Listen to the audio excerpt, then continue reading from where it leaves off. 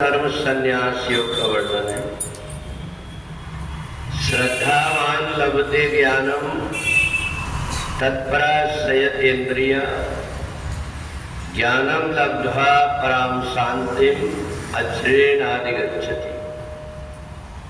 भगवान कहते हैं कि पुस्तक से पढ़ा हुआ ज्ञान अलग प्रकार का होता है और किसी के द्वारा गुरु परंपरा से दिया हुआ ज्ञान अलग होता है। जो गुरु परंपरा से दिया हुआ ज्ञान होता है उस ज्ञान को प्राप्त करके व्यक्ति केवल दूसरों को उपदेश नहीं देता बल्कि खुद आचरण में लाता है। पढ़ने वाला व्यक्ति क्या करता है कि जो कुछ उसने पढ़ा हुआ वो पढ़ा हुआ बताने लगता है। और इसलिए जैसे छोटे छोटे बालक अपने ज्ञान कक्षा के अपने पुस्तकों का विषय को रट लेते हैं, ऐसे ही वेद शास्त्रों की कथा को रट लेने वाला व्यक्ति अगर दूसरों को सुनाता भी है तो उससे कोई दूसरों का फायदा नहीं होता, क्योंकि उसने केवल रट करके बताया। परंतु जिस व्यक्ति ने ज्ञान प्राप्त किया, परमात्मा की साधना किया, परमात्मा की आराधना किया हुआ है, वो जब ज्ञान को बताता है उसके ज्ञान में सरलता और सहजता होती है। जो कठिन चीजें हैं उनको सरल ढंग से समझाता है ताकि व्यक्ति की समझ में आ जाए। और इसलिए भगवान ने कहा कि ज्ञान केवल पुस्तक के पढ़ने से नहीं होता, बल्कि हम अपने से बड़े जो ज्ञानी जन हैं उनके निकट रह करके जो कुछ भी सीख पाते हैं उस ज्ञान से हमारा संयम भी बनता है। केवल ज्ञान हमें दूसरों को बताने के लिए नहीं, जैसा बोले तैसा ही चाले। जैसा व्यक्ति दूसरों को ज्ञान देता है वैसा ही स्वयं आचरण करे, उस ज्ञान का एक अलग महत्व होता है। इस ज्ञान से वास्तविक ज्ञान की भी प्राप्ति होती है और आत्मा के अंदर शांति और संतोष की अनुभूति होती है। अब इसलिए दवाई की दुकान में तो बहुत सारी दवाइयां हैं। अगर व्यक्ति की तबीयत खराब हो जाए, एक तरफ से कोई भी दवाई पीना शुरू कर दिया तो उससे बीमारी ठीक ना होकर के और बीमार पड़ जाता है। और इसलिए अगर कोई व्यक्ति कोई चीज रट करके और दूसरों को बताता, वही हाल होता है जो बिना डॉक्टर के और कोई भी दवा उठा करके व्यक्ति पी लेता है। तो इसलिए भगवान ने चौथे अध्याय में ज्ञान कहां से कैसे प्राप्त हो इसके विषय में बताया कि हमें जो ज्ञान की प्राप्ति हो वो ऐसी हो जिससे हमारे जीवन में संयम आए।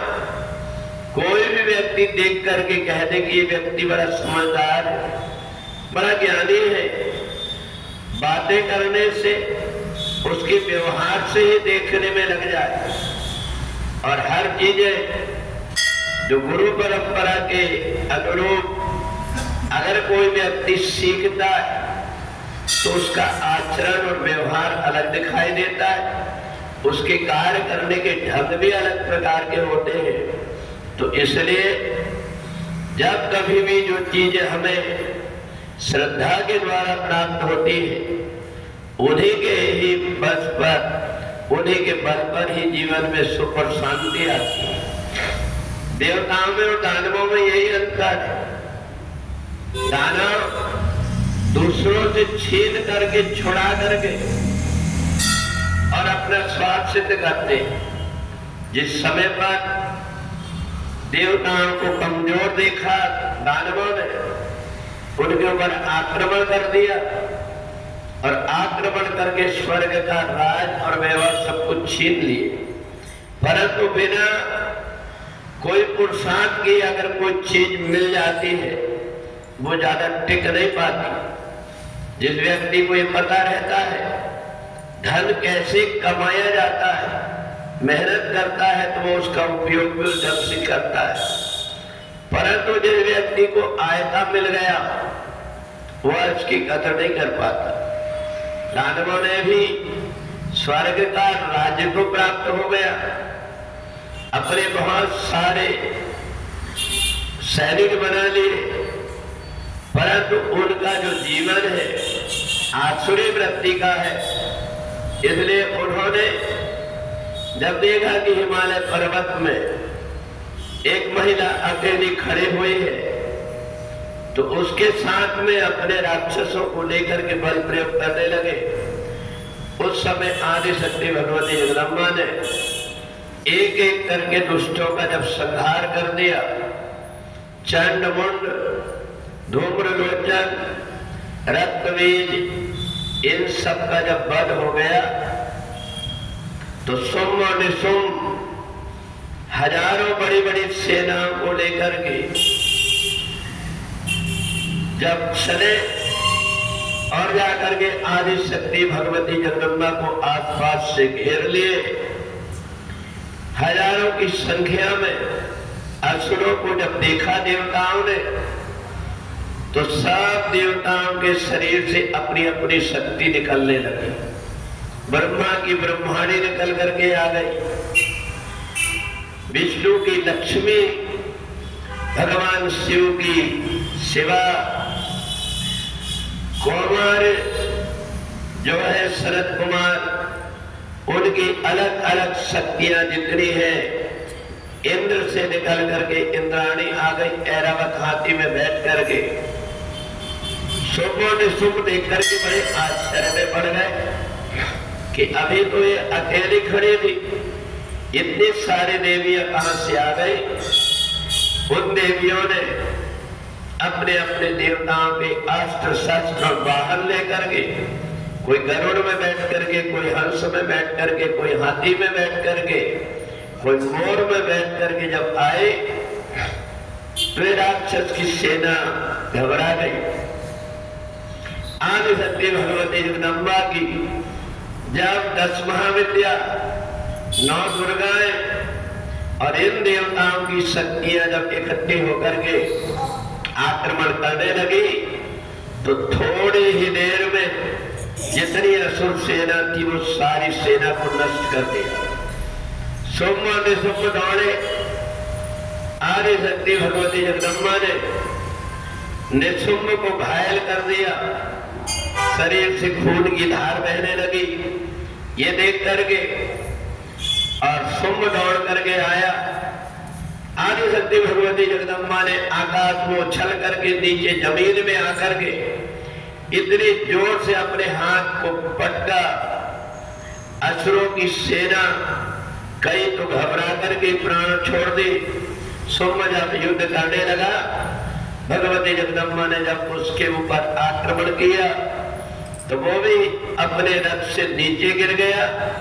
इतने में निशुम्भ की मूर्छा जागी। उन्होंने देखा कि पूरी धरती राक्षसों के शव से पटी हुई। बड़ा क्रोधित होकर के और अपने 10,000 भुजा बना लिया। 10,000 भुजा बना करके अलग अलग अस्त्र शस्त्र से माता रानी के ऊपर जब प्रहार करने लगा तो थोड़ी देर में ही भगवती जगदम्बा ने निशुम्भ का वध कर दिया। जितने भी बाकी सेना थी इधर उधर भाग गई और शुंभ को जब ये पता लगा कि मेरा भाई मारा गया, सारी सेना मारी गई, तब वह बड़ी चिंतित होकर के और एक यज्ञ का अनुष्ठान करने लगा विजय प्राप्त करने के लिए।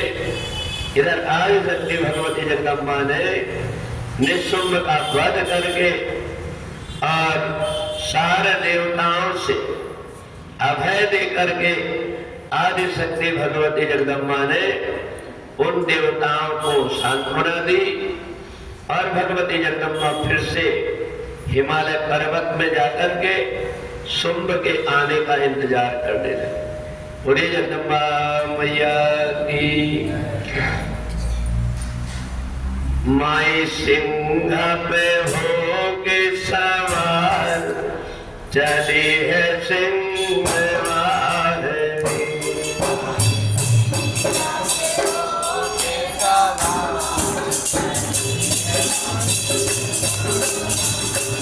माई सिंह